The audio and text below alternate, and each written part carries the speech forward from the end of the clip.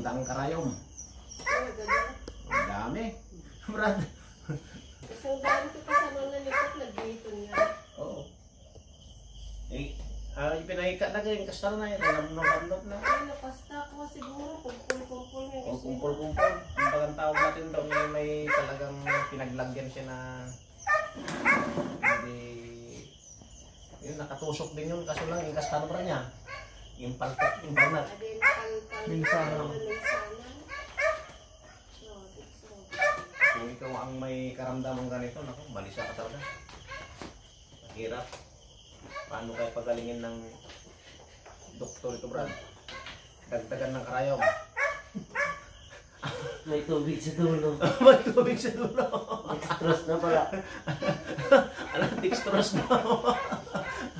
Dagdagan ng isang karayom naman ay ano, Brad, dalagi sa dextrose. Para mamamanhin ito. Mawawala yung pakiramdam na masakit. Kaya mahirap talaga. Parang milagro lang na nangyari sa buhay ito. Pero pagka may maramdam ka konti, kung nandito ka pa, hindi ka pa alis, tayo pala dito ah. Kasi hindi natin alam kasi babalikan ka ng every hanggang dito ka 2 days or 3 days, babalikan ka. Yung tinatawag namin, sinubukan ka ulit kung babalik o magpa-check up ka o hindi. O, tingnan mo si Brad natin sa kabila. Gumanda nga yung mukha mo, Brad. Ginulam din yan. Grabe ang kulam niya, Brad. Hindi bumalat na ngayon mo eh. Oo, Bumalat naman nga, bro. Hindi mo na eh. Pero mas maganda nga ang mukha mo kasi dati. Yung mukha mo nun eh, ang lalim ng mata mo eh. Gusto nga pampansin na mag-edit ka sinsing ko, bro. Ah? Mapampansin naman. Tapos yung mukha mo dati, naging parang hindi na si Nelson. Dito dati oh, lubog na dito mo, Brad. Dito dati, lubog na yan. Hindi siya makatulog, balisa. Pero ngayon, ayos na siya. Nagdadayag na siya ngayon.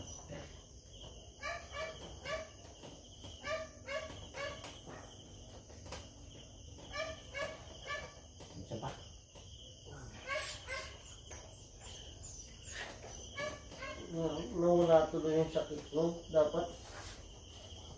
Nawala daw yung sakit niya. Gusto natin balik. Ang dami kong karayom doon, Brad. Kaso nga, actual na. Actual na siya ngayon. Oo, kasi hindi naman kulam yun eh. Marami yung binigay na karayom dyan eh. Binibili ko 15 pesos. Yung nakasusok na kapil mo, Brad. Oo, aspilit. O yung pantahe lang. Yung pantahe. Sa mga catering. Oo, yun. Yung buputas ng kaya. Oo.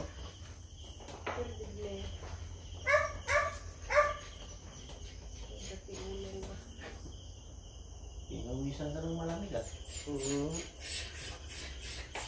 Dapat dito sana, masakit dito, no? Opo. Pero hindi na. Wala na. Dito pa, wala na. Kahit anong kasindihin ko na. Dapat na yan po. Parang kinukuryente. Wala na ito. Wala na. Ay, salamat naman kung gano'n. Diyan ka na. Diyan ka na.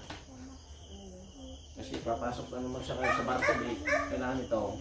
Lagyan natin siya ng magandang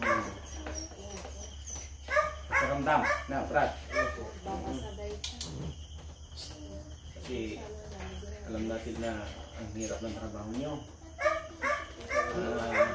Kumbaga ang tawag natin dyan eh, nakabaon na isang paan nyo sa lupa na hindi nyo alam. Nakikibaka.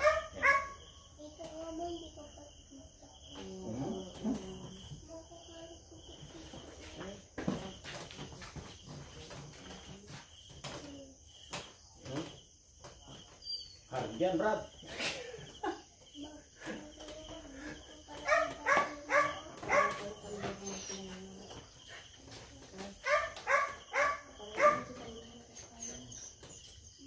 Pero nakita mo si Brad Rolo sa Facebook. Opo. Yung vlog na pinalo ko nga yun eh. Ba't yung vlogger? Ang laki ng katawan mo, bro. Taas nga, hanggang dito lang kayo. Bate. Ginawa, nagawa, parang nasa ng bata eh. Alam mo, parang pala ako to. Parang, Tabi nga tayo, sabi niyo, tabi nga tayo. O, tabi. Sabi niya, tingnan mo naman. Laking tao, sabi niyo. Oo. Talagang ibang klase. Hindi natin alam kung matutuloy sila sa tree. Ibang kung matutuloy sila pagpunta dito sa trip. Kailan po? Ay, sa press. Pupunta daw sila dito. May kasama daw. May mga vlogger dito. Eh, yung siya po, ano naman po yung ginagamit po? Di ba nagpahilot na po sila? Ganyan ang sakit mo. Osteoporosis. Ay, dahil sa tangkad niya, no? Yung spinal niya, no? Oh, hindi niya kayang i-support. Mabigat ang katawan. Pero gumaling na. Lumakas. Gumanda. Nakatayo siya naman eh. Hinilot. Dalawang disco lang hinilot. Tingnan mo, ang tinding niya. Parang wala lang eh. Nawala yung sakit. Opo. Sam na naman kung tungkulan sa muro na parurog patayin din. Bawal ako maligos bukas po, no? Ay, hindi ah. Mas maganda pa. Ay, Walang bawal-bawal sa akin. Mas maganda sa akin. Parang kung sila ka namin naman tingin, awak mo kanya na ang kando sa pundo. Awan ko naramitan na. Mas maganda kung nakaupo ka na. Ito. Ah. May kuryente na, brad. oo nga. O, tignan nyo, laki ng muscle ni Sir. Oh. Pero, kuryente pa rin. Oh. Ang lit ng kamay ko. Oo. Pero, iba yung parang may bakal na. Opo. Yung kamay. Talaga, tigas ng kamay mo. Parang nababaluktot yung... Parang kala mo, asiro eh. Maliit lang pero parang babaloktot talaga ng metal. Marami na. Baka may sumasapi sa inyong powers. Sinabi mo na. Totoo yan. Kasi pag wala kang bakal na kamay, Opo, totoo. kasi kaya mo bang igutin ang 70 katao sa isang araw? Ay! Bakit yung 10 lang, wag ka lupay-pay ka na? Matatapos siya madaling araw. 70 katao, 40. Tapos yung iba, sunod-sunod yan, 20 yan, walang tigil yan. Maghapon yan. Tapos habang tumatagal, palakas na palakas yung kamay ko. Parang hindi ko naramdaman. Nagigat kayo. Nangihina. Tapos, pag tapos na, ganun pa rin. Wala lang. Ginutom na. Ginutom na. Tapos, dyan na naman ako. Nagtatrabaho dyan sa nagbubungkal ng lupa. Yun nga po nakita ko kanina, sabi ni si brother, ano pa yan. Pag wala na yung mga customer dito, bungkal na kayo, walang pahinga eh. Oo, kaya sa amin din, parang laro lang sa amin ito. Wala na. Manhid na kami sa paghihilo. Kahit napakaraming hilo din na. Kasi yung pasyente rin, pag nandito na, pag nagamot na namin, kung hindi mo hihilutin, hindi maganda ka tanda. Galit sa'yo. Siyempre, sayang. Ang pagkakataon nandito na. Hilutin mo na. Mas lalong giginawa sila. Kaya ganito yung nangyayari dito. Pagkatapos ang gamutan, Hilo. panibagong gamot ulit. Ilot naman. Paghihilot. Yun. Kaya yun ang kainaman dito.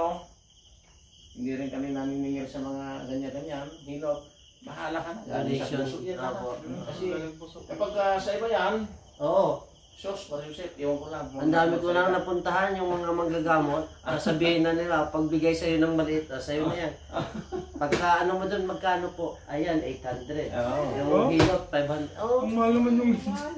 yung mga anting-anting na nilalagay-lagay na binalot sa pula na tela. Salata lang ako. Sa dami kong hinihilot. Magpajama ka ah. Wala lang. Yan, yung harap na hilot na yan. Oo. Yung talagang tutuusin. Oo. Laking bayad mo sa akin yan. Talaga. Pero kami, okay lang alam ni Brad Paul yan. Yung galing sa puso. Kahit nga po doon sa, nag-comment ako bago yung kumalaman na alam niya pala dito. Nag-comment ako doon. Magkano po dyan? Sabi niya, wala po, hindi po sila nagdi-dictate doon. Yung ipagkakaloob lang po galing sa puso. Ang dami na kasi ng views na yun. Saan mo Meron. Yung kay Raul na yon na oo. tapos ang daming share na doon. Tapos i-share ko rin yun. Tapos meron na rin yun doon yung mga comments, libo-libo na. Ang dami na. Oo, kaya nga sabi ko sisikat na to dito. Doon. Oo. Sa amin din, totoo lang, ang buhay namin, hindi namin tinutolerate ko yung sarili namin sa mga tao. Hindi.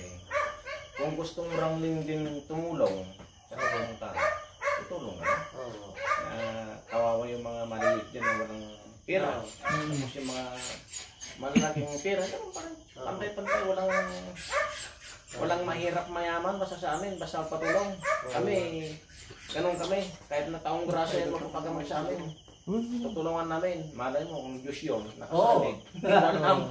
Sinusubukan ka lang pala. Susubukan ka lang. Yun nga yung sabi nila yung nangyari sa Yolanda. Wala May pinipili. matanda daw doon na nangihingi. 3 araw daw yung nag-ikot sa Leyte, naglalakad. Bawat daw hihingan niya ng tubig, wala daw nagbibigay sa kanya. Meron daw siyang nilapitan, yung nagbubuhat ng trailer. Kasi may nakita niya, may mineral water dito. Sabi niya, pahingi nga ako ng tubig. Tapos simula daw doon, nagsabi daw yung matanda na yun. Ihinampas niya daw sa, yung parang kwento ni Moises, na ihinampas na nagkaroon ng tubig. Sabi niya, babahain tong Leyte. Sabi niya, itong summer Leyte, babahain. Ganun ang nangyari. Sabi niya, napakadamot ng tao dito sa tubig. Di Kaya, ba? Yung tubig is Kaya yung outside. tubig, kaya tingnan mo. ano sir, sinobrahan nyo. Kaya, Yung mga kwento nun, kasi doon pa ako assign nun eh. Kaya Nalabit pa ako sa'yo, tumatayo yung balahibo ko sa'yo kanina. Pero dalawa yung tumira sa'yo. Babae at saka lalaki. Yung isa umutot na. Naramdaman mo kanina yun? Ang lakas. Wala, nararamdaman ko nung tumatayo yung balahibo. Hindi niya pala naramdaman Hindi mo yung una. naramdaman yung utot mo kanina kaya? Hindi mo naramdaman. Ang lakas na kumit mo, brad. Ayan, panoorin mo na lang sa video mo. Kung maniwala ka, patay, labas na. Pero yun, pangalawang kulang yung isa. Babae yung tinanggal mo muna. Pangalawa yung lalaki. Kaso nga lang, yun na. Hindi ko na papangalanan kasi buti na napunta sa amin kahit na malayo, taga Leyte.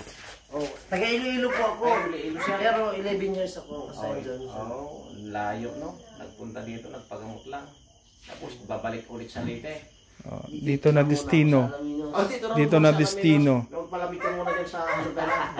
Ayan sir, yung pamilya mo nasa Leyte din po. Hindi po, nandiyan na sila ngayon sa dito sa San Carlos. San Carlos malapit. yan. Pero doon sa Leyte, 12 years ako doon. Oo. Legit. Pero subukan mo ulit ganyan mo nga. Nawala na nga. Nawala na yung 100 na karayom. Karayom, grabe yun. 100 na karayom. Sa dami namang linagay ng mga mangkukulam na kaibigan niyang lalaki. Dahil sa sabong na yan. Grabe, Brad. Brad, salamat. Thank you, thank you. Magandang gabi. Wala tayong magagawa dyan.